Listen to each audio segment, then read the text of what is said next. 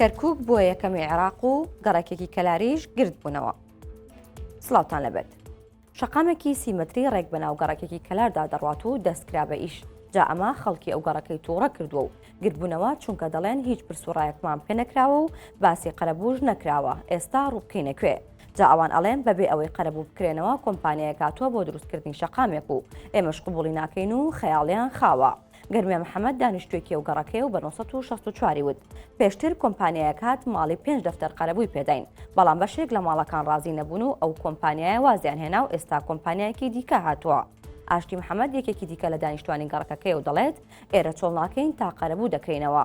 ئەمڕۆ کارکردنی پرۆژەکەمان ڕاگرت.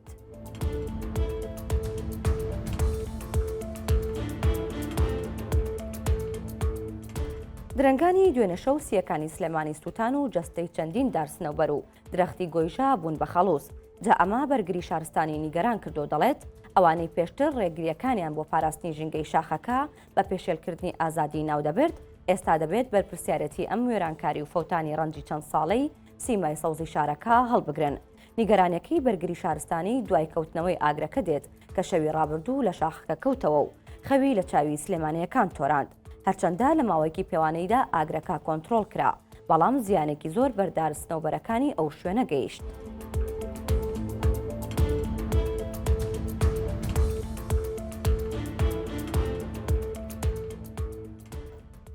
لە ناوەندێکی خوێندنی جەنجاڵ و پڕ لە قوتابی کچە کوردێک لە کەرکووک توانی بەرزترین ئاست لە عێراق بگرێت و بە کۆنمرەی 100 بێتە یەکەمی سەر ئاستی ئەم وڵاتە.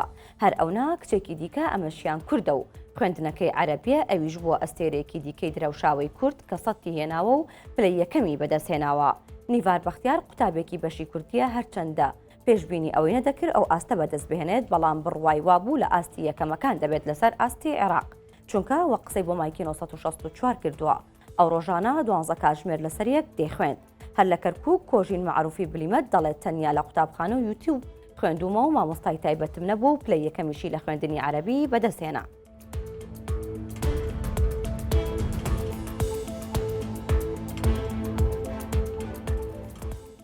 هەر شار و ناوچەیەکی کوردستانی گەورە بگرە بە خواردنێکی بەلەزەت بەناوبانگە لە ڕۆژئاوای کوردان و لە ئاموداش خواردنی باباغەنووش کە پێی دەڵێن بەعجانی براشتی لە تاموچێژی خۆی نەکەوتۆ بە یەکێک لە خواردنە میلیە دڵخوازەکەی سەرخوانی خەڵکی ئەو شارەی ڕۆژئاوای کوردستان دادەنرێت. خێزانەکانی شاری ئامودا تا ئێستاش پابندن بە ئامادەکردنی ئەم خواردنە بەو شێوازە کۆنەی کە لە نەوەکانی پێشخۆیانەوە بۆیان ماوەتەوە. نهێنی تامی بەعجانی براشتی لەوەدایە کە باینجانەکە لە سەرداری سووتێنرا و یاخود خەڵووز دەبرژێنرێت بۆ ئەوەی تامی دووکەڵاوی و تایبەتەکە وەربگرێت. ئەسماعەلی خاتونێکی دەزڕەنگینی ئەو شارەیە و شارەزای باشی لە دروستکردنی ئەم جۆرە خواردنە هەیە بە 1964 وت. باینجانە برژاوەکە دەکوترێت و لەگەڵ سیر، تەحین، زەیتی زەیتون و ئاوی لیمۆ تێکەڵ دەکرێت. ئەم خواردنە بە تایبەت لە وەرزی هاویندا دەبێتە ژەمێکی سەرەکی لە سەرخوانەکان بۆ نیوەڕۆ و ئێوارە.